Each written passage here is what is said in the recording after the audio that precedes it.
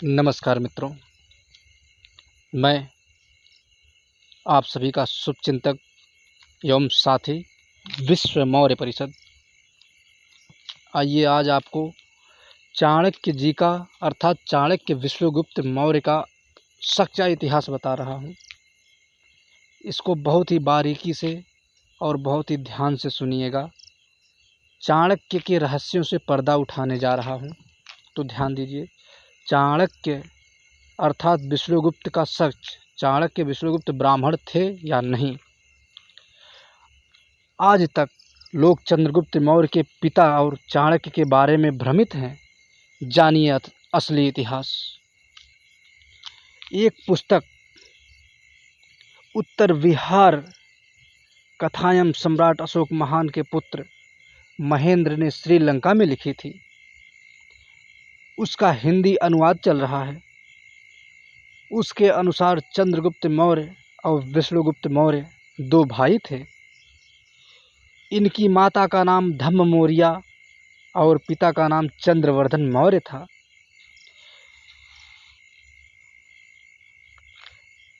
चंद्रवर्धन मौर्य जी के पिताजी का नाम सूर्यगुप्त मौर्य था। यही नाम प्रमाणिक है। सम्राट अशोक मौर्य को मिस्की शिलालेख में शाक्य कुल का बताया गया है। इस प्रकार मौर्य वंश भी शाक्य वंश की शाखा थी, यह सही नहीं है। जबकि ये जो बताया गया है कि मौर्य वंश शाक्य कुल की शाखा थी, ये 100% झूठा है, निराधार है, इसका कोई आधार नहीं है। जबकि मौर्य शब्द 33 लाख वर्ष से भी ज़्यादा पहले का है, पुराना है। चंद्रगुप्त मौर्य के पिता चंद्रवर्धन मौर्य मौर्य गणराज्य पिप्पली वन गणराज्य के गणपति थे। इनके गणराज्य के ऊपर महापद्म नंद ने आक्रमण करके एक बार हार मिला, फिर अपने पुत्रों को बताया कैसे कैसे जीतना है, फिर आक्रमण करके अपने राज्य में मिला लिया धनानंद ने। इस युद्ध में चंद्रवर्धन मौर्य मारे गए।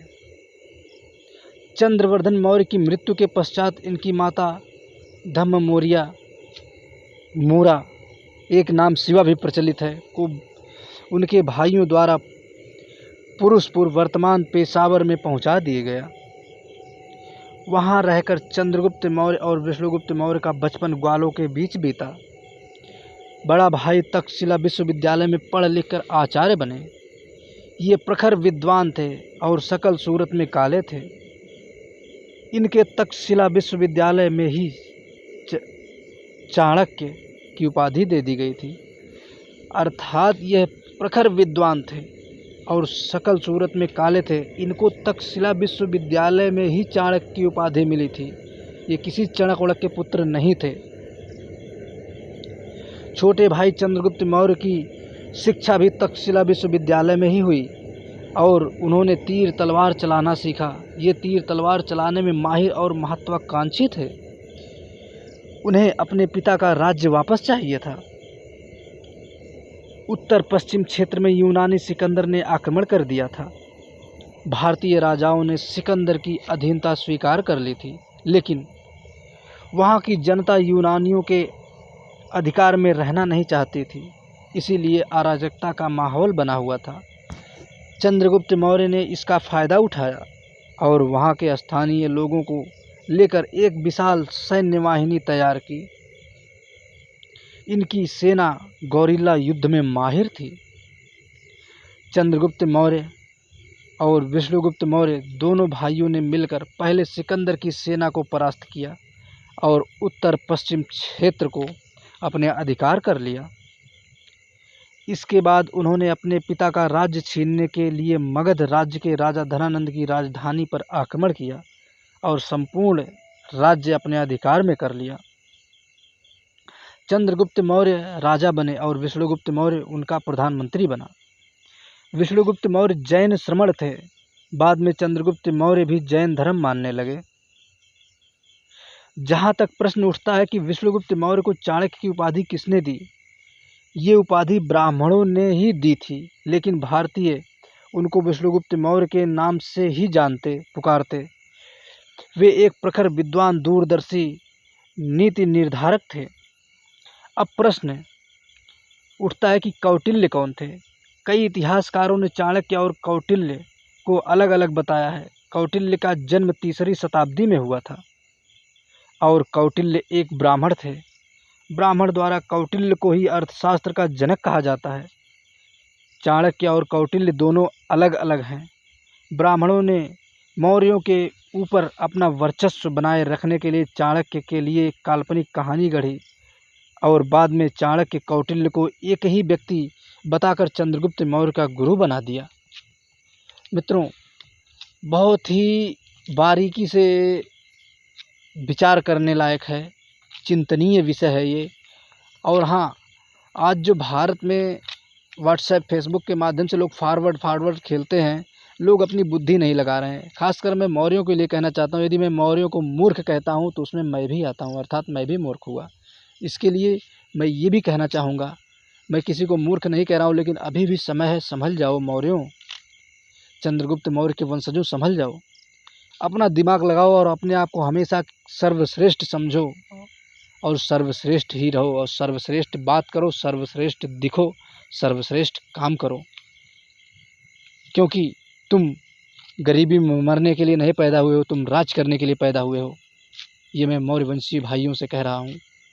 इसके लिए उठो और चलो, दौड़ो, दौड़ नहीं सकते, चलो, चल नहीं सकते, रेंगो, लेकिन निरंतर चलते रहो और अपने आप को सर्वश्रेष्ठ ही कहो। चाहे कोई कुछ भी कहे, उस पर ध्यान मत दो। तुम चलो, तुम्हें अकेले परीक्षा पास करनी है, कोई बोर्ड परीक्षा में तुम्हारे साथ बैठ के लिखने नहीं आएगा तुम्हारा कॉपी। इसके लिए तुम अकेले मेहनत करो और चलो, सर्वश्रेष्ठ समझो, किसी को कुछ भी कहने दो। हाँ, दूसरे का नकल तभी करो जब तुमको लगे कि हाँ, इससे हमारा बहुत बड़ा लाभ होने वाला, अपितु स्वयं मार्ग प्रशस्त करो, स्वयं मार्ग के निर्माता बनो। एक दिन देखना, तुम्हारे नाम की माला जपेगी ये दुनिया, जैसे आज चंद्रगुप्त मौर्य के लिए हम लोग प्राण न्यौछावर करने के लिए तैयार रहते हैं। ठीक है मित्रों, आज के लिए बस इतना ही। और हाँ, ज़्यादा से ज़्यादा लोग शेयर कीजिए और मौर्य एक शासक परिवार यूट्यूब चैनल को ज़रूर सब्सक्राइब कीजिए और सभी के पास भेजिए और बेल आइकन ज़रूर ऑन कर लीजिएगा ताकि नोटिफिकेशन आपको मिलता रहे। और हाँ, जहाँ कहीं भी जिस भी माध्यम से आप सुन रहे हैं हमारी इस आवाज़ को, विश्व मौर्य परिषद की आवाज़ को, तो उस चीज़ को फॉलो ज़रूर करें ताकि आपको सही जानकारी, सटीक जानकारी और जो है कि भारत का ओरिजिनल इतिहास पता चल सके। सत्यमेव जयते। जय जय भारत, जय मौर्य वंश, अखंड भारत। अब हम लेते हैं आप सभी लोगों से अनुमति, तब तक के लिए जय मौर्य वंश, जय अखंड भारतवर्ष। हाँ, विश्व विजेता, विश्व शासक, अखंड भारत के संस्थापक चक्रवर्ती सम्राट चंद्रगुप्त मौर्य ही एक ऐसे राजा हैं जिनका मुकाबला पूरी दुनिया में कोई नहीं कर सकता। ना वैसा हुआ है, ना आगे होगा। हाँ, अगर होगा तो उन्हीं के वंश में कोई होगा। ठीक है मित्रों, जय हिंद, वंदे मातरम।